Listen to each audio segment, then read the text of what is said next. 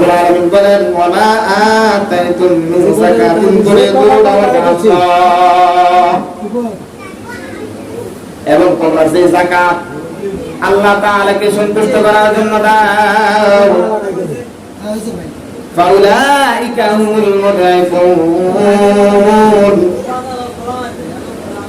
এটা বৃদ্ধি হয়, তারাই সমৃদ্ধশালী, তাদের টাকায় বৃদ্ধি হয়।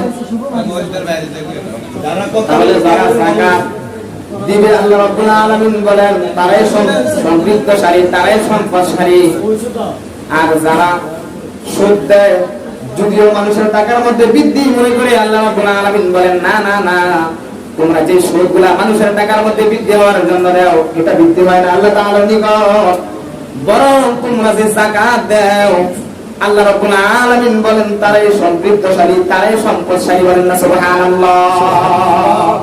তাদের যাকাতে দেওয়ার কারণে তাদের টাকাগুলো আল্লাহ রাব্বুল আলামিন বাড়ায় দেয়। এ ভাই, এক বছর যাকাত আপনি সঠিকভাবে দেন, এক বছর, বেশি না, এক বছর যাকাত আপনি সঠিকভাবে দেন। এই বছর যাকাত সঠিকভাবে দেন, সামনের বছর দেখবেন আল্লাহ রাব্বুল আলামিন আপনার টাকার মধ্যে কত বরকত দিয়েছে, কত বরকত দিয়েছে, আপনি কল্পনা করতে পারবেন। কথা কি বুঝছেন? এই হলো যাকাতগুলো হিসাব করে দিবেন তো? জোরে বলেন, যাকাতগুলো হিসাব করে দিবেন তো?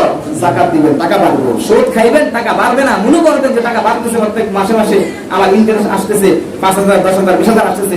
আসলে এগুলা বাড়ানো, আল্লাহ রাব্বুল আলামিন বলেন না না না, এগুলা বাড়তে পারে না, বাড়বে না, কখনোই বাড়বে না। তবে যাকাত যেগুলো হিসাব করে দাও, যদি টাকা কমে, নাকি 2,500 টাকা তোমার চলে যাচ্ছে, আর তোমার শর্তে 2.5 টাকা চলে যাচ্ছে, তুমি দেখতেছ, এটা তুমি মনে করিও না যে তোমার টাকা কমতেছে, না না, তোমার টাকা বৃদ্ধি হবে।